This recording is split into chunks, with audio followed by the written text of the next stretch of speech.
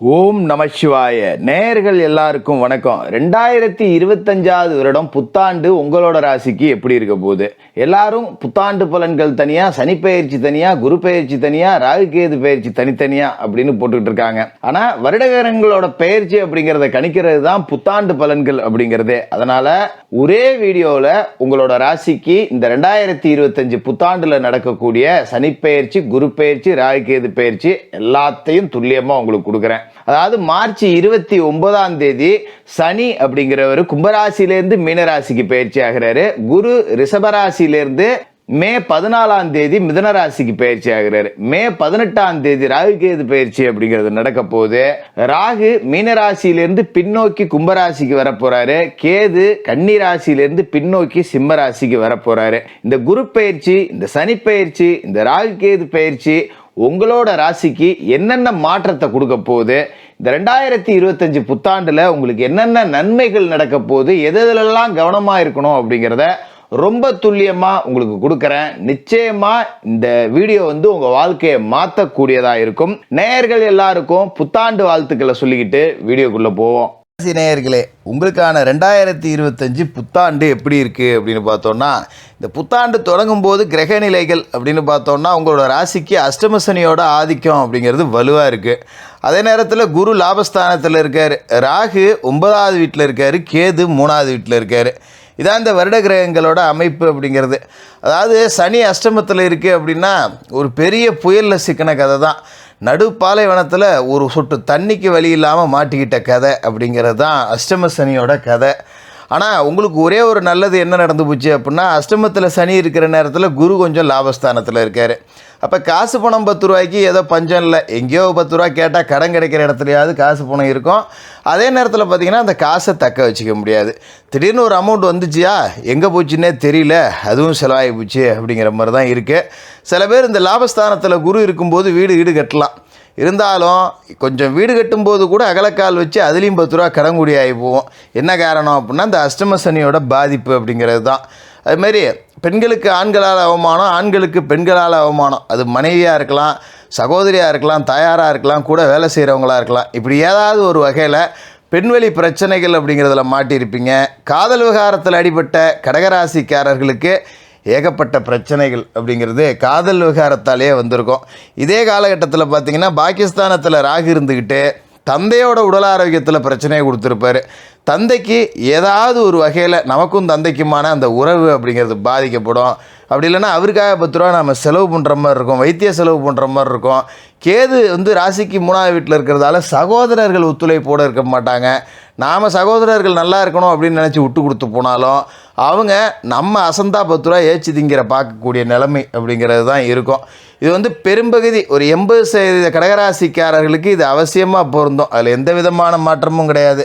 அதாவது ஒரு இடத்துல வேலை செய்கிறோன்னா கூட ஒரு நக்கல் நையாண்டிக்கு விளையாட்டுக்கு பேசின பேச்சு கூட ஆண்களுக்கு பெண்களுக்கும், பெண்களுக்கு ஆண்களுக்கும் பெரிய பிரச்சனை அப்படிங்கிறத உண்டு பண்ணி கொடுத்துருக்கோம். அது மாதிரி சில பேர் தகாத உறவுகள் அப்படிங்கிறதுல போயிருந்திருக்கலாம், அதால சிக்கல் அப்படிங்கிறதும் வந்திருக்கும். இது எல்லாமே இந்த 2024 உங்களுக்கு ஒரு புயல் அடித்த மாதிரி அடிச்சிருச்சு. இப்போ இந்த அமைப்பெலாம் எப்போ ஜோசியரை மாறுது அப்படின்னு நீங்கள் கேட்டிங்கன்னா, மார்ச் மாதம் 29ஆம் தேதி வரைக்கும் கொஞ்சம் பல்ல கடிச்சிக்கிட்டு ஓட்டிங்க. மார்ச் 29 சனி பகவான் பயிற்சி ஆகிறார். அப்பாடா, அஷ்டம சனி நம்மளை விட்டு போச்சு, நம்மளை பிடிச்சதே ஒளிஞ்சிருச்சு அப்படிங்கிற மாதிரி ஒரு நிம்மதி பெருமூச்சு விட்டுக்கலாம். அதுமாரி ஒரு வீடு கட்டினவங்க பாதியில் நின்று போயிருக்கோம், பணம் இல்லாமல் நின்றுருக்கோம், பேங்கில் லோன் கேட்டு பாதியில் நின்றுருக்கோம், வர வேண்டிய பணம் கைக்கு வராமல் பாதியில் நின்றுருக்கோம். இருக்கிற காசை வச்சு ஆரம்பிப்போம், ஒரு பிளாட்டை விற்றுவிட்டு கட்டலான்னா அந்த பிளாட்டு விற்கிறதுல இழுபறியாக இருக்கும். இப்படி ஏதாவது ஒரு ரூபத்தில் வீடு கட்டுறதுல பிரச்சனை இருக்கலாம். இப்படி ஏதாவது ஒரு ரூபத்தில் பெண்வெளி பிரச்சனை, ஆண்வெளி பிரச்சனைலாம் இருந்தது இல்லையா, அது எல்லாமே சனி பெயர்ச்சிக்கு பிறகு சரியாயிடும். இப்போ நீங்கள் வீடு கட்டி அதுக்குள்ளேயே குடியேறணுன்னா கூட அதுக்கான வாய்ப்பு அப்படிங்கிறது குறைவாக தான் இருக்கும். அடுத்த மார்ச் 29 ஏப்ரல் மாதத்துக்கு மேலே தான் இப்போ வீடு கட்டிக்கிட்டு இருக்கவங்க கூட குடிபோகக்கூடிய பாக்கியம் அப்படிங்கிறது கிடைக்கும். இப்போ சனி பாக்கிய சனியாக மாறணும். ராசிக்கு 9வது வீட்டில் சனி போனார் அப்படின்னா அதன் பிறகு நிறைய நன்மைகள் அப்படிங்கிறது நடக்க தொடங்கும். அதே காலகட்டத்தில் பார்த்திங்கன்னா இப்போ குரு லாபத்தில் இருக்கார். கொஞ்சம் குரு 10 ரூபா காசு பணம் அப்படிங்கிறத கொடுத்துக்கிட்டு இருந்தாலும் அது ஒரு நிலையற்ற தன்மையோடு தான் இருக்கும். இந்த மாதம் 1 லட்சம் வருது, அடுத்த மாதம் 50,000 கடன் வாங்குற மாதிரி ஆகிப்போச்சு, அடுத்த மாதம் 10,000 தான் கிடச்சிது. இப்படி தான் வாழ்க்கை அப்படிங்கிறது ஏற்ற இறக்கத்தோடு ஓடிக்கிட்டு இருக்கோம். சரி, இப்போ குரு லாபத்தில் இருந்து ஏன் நல்லது நடக்கலை அப்படின்னு பார்த்தீங்கன்னா இந்த சனி அஷ்டமத்தில் இருக்கிறது தான். இப்போ மே மாதம் 14ஆம் தேதி மகா குரு பயிற்சி அப்படிங்கிறது நடக்குது. குரு பகவான் உங்களோட ராசிக்கு விரயஸ்தானத்துக்கு வரார். அதாவது குரு விரயத்துக்கு வராருன்னா சுப விரயம் தான், நீங்கள் கவலைப்பட வேண்டியதில்லை. ராசியாதிபதி சந்திரனுக்கு குரு பகவான் நட்பு கிரகம் தான், பகை கிடையாது. அப்படிங்கிறதால அவர் வந்து சுப செலவுகள் அப்படிங்கிறது தான் கொடுப்பார்.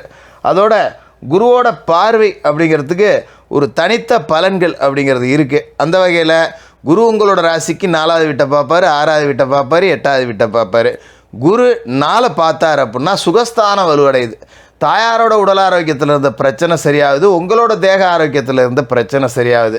இந்த அஷ்டம சனி காலகட்டத்தில் உங்கள் உடம்புல உருவான பரம்பரை நோய்கள், இரத்த அழுத்தம், சர்க்கரை, ஒரு பெருமூச்சு இருமூச்சு வாங்கிறது, ஏற இறங்க முடியாமல் கஷ்டப்படுறது, உடல் பருமன் போடுறது, இந்த மாதிரி பிரச்சனைகள் எல்லாமே குரு பயிற்சிக்கு பிறகு குரு சரி பண்ணி கொடுப்பாரு. குரு பார்வை 6லேயே விழுவுது. அப்படிங்கும்போது இந்த அஷ்டமஸ்தானத்தில் வாங்கின கடங்கண்ணியெல்லாம் நீங்கள் அடைச்சி போடலாம். ஏன்னா 6ஆம் இடம் அப்படிங்கிறது ருணரோக சத்துருஸ்தானம். கடன், பகை, நோய் இதெல்லாம் குறிக்கக்கூடிய இடத்துல குரு பார்வை விழுந்து புனிதப்படுறதால கடன் அடைஞ்சிரும். பேங்கில் நகை நட்டு வச்சுருந்தா மூட்டுக்கலாம். அதே மாதிரி உங்களோட உடல் ஆரோக்கியத்தில் இருக்கிற பிரச்சனையும் சரியாக போயிடும். 8ஆம் வீடு, அதாவது உங்களோட ராசிக்கு அஷ்டமத்தில் குரு பார்வை விழுவுது அப்படிங்கிறது உங்களுக்கு ஒரு நிம்மதியான உறக்கம் அப்படிங்கிறத கொடுக்கும். ராத்திரி படுத்தா தூக்கம் இல்லை, எதையாவது ஒன்று நினச்சிக்கிறது. அந்த கடை அங்கே வாங்கி வச்சுருக்கேன், அதை அடைக்கணும், இதுக்கு பணம் வேணும், நகை மூக்கணும், நோட்டீஸ் வந்து கிடக்கு, சொந்த பந்தத்தில் கல்யாணம் காட்சின்னு நிறையா வருது, நகை செஞ்சு போடணும், இவ்வளோ வேலைகள் இருக்கே, என்னடா பண்ண போகிறோம் அப்படின்னு நினச்சி ராத்திரியில் நிம்மதி இல்லாமல் தூங்கிக்கிட்டு இருந்தவங்க, ஏகப்பட்ட பிரச்சனைகளை சந்திச்சுக்கிட்டு அதால் நிம்மதி இல்லாமல் தூங்காமல் கிடந்தவங்க எல்லாத்துக்கும் இப்போ ஒரு விடிவு காலம் அப்படிங்கிறது இந்த குரு பயிற்சிக்கு பிறகு உங்களுக்கு கிடைக்கும். குரு 12ல் வராரே அப்படின்னு நீங்கள் கவலைப்பட வேண்டியதில்லை. ஏன்னா குரு இருக்கிற இடத்த விட பார்க்குற இடத்துக்கு பல அதிகம். குரு இருக்கிற இடத்த கெடுப்பார், பார்க்குற இடத்த வாழ வைப்பார் அப்படிங்கிறது தான். அதுமாரி உங்களோட ராசியை பொறுத்த வரைக்கும் மே மாதம் 18ஆம் தேதி குரு பயிற்சியாகி அடுத்த 4 நாளில் ராகு கேதுக்களோட பயிற்சி அப்படிங்கிறது இருக்குது. ராகு 9வது வீட்டிலேருந்து 8வது வீட்டுக்கு போகிறார். அதாவது அஷ்டம ராகு அப்படிங்கிறவர் நல்லவர் தான். ஏன்னா கெட்டவன் கெட்டில் கிட்டிடும் ராஜயோகம் அப்படின்னு சொல்லியிருக்கோம் இல்லையா.